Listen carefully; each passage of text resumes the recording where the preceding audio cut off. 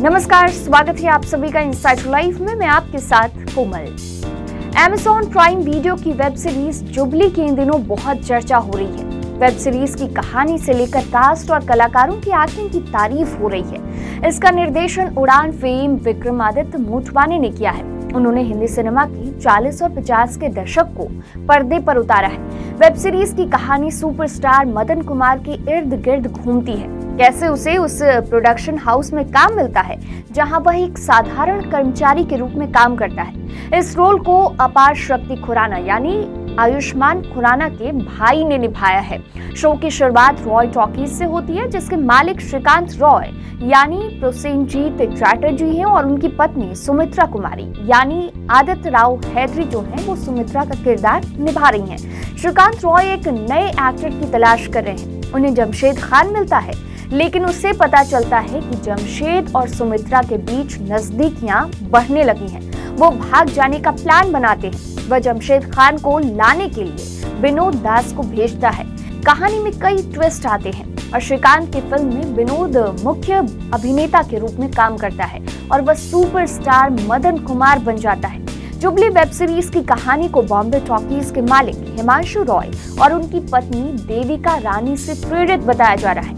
देविका रानी को हिंदी सिनेमा की first lady भी कहा जाता है। फिल्म जीवन नैया की शूटिंग के दौरान सह कलाकार नज्म उल हसन के साथ उनका अफेयर शुरू हो गया था। वो दोनों फिल्म की शूटिंग के बीच में ही भाग गए थे, जिसकी वजह से फिल्म रुक गई थी। हिमांशु रॉय को इस बात से बहुत गुस्सा भी आया था और वो स्टूडियो में शशिधर मुखर्जी नाम के एक साउंड इंजीनियर से मिले, जिनका देविका रानी के साथ भाई का रिश्ता था। शशिधर मुखर्जी ने देविका रानी को लौटाने के लिए मना लिया था।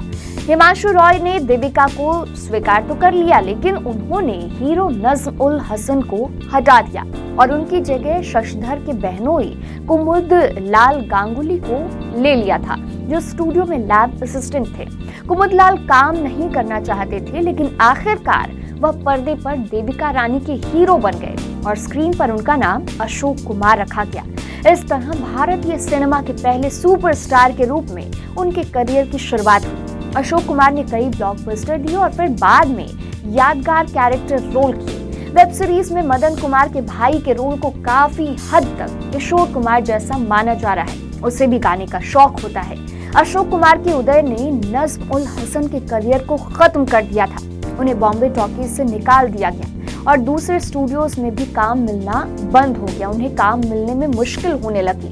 टॉप की एक अभिनेत्री के साथ उनके अफेयर की खबरों ने उनके इमेज को पूरी तरह से नुकसान पहुंचाया। देश के बंटवारे के बाद हसन पाकिस्तान चले गए। उन्होंने कुछ फिल्में की, लेकिन बहुत सफल नहीं हो पाए। वहीं देविका रानी एक बेहतरीन अदाकारा के तौर पर आगे बढ़ती रहीं। जब हिमांशु रॉय की मौत हो गई तो स्टूडियो की कुछ फिल्में फ्लॉप होने लगी। उसके बाद देविका रानी ने धीरे धीरे फिल्मों में काम करना बंद कर दिया। शशिधर मुखर्जी ने 1943 में अपना स्टूडियो फिल्मिस्तान स्टूडियो स्थापित किया। उन्होंने दिल दे के देखो और लीडर जैसी ब्लॉकबस्टर फिल्में बनाई।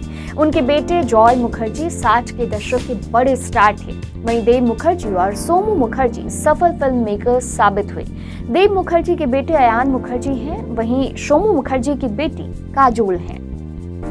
फिलहाल के लिए वीडियो में इतना ही। और भी एंटरटेनमेंट और स्पोर्ट्स की खबरों के लिए देखते रहिए इनसाइडर एंटरटेनमेंट। नमस्कार।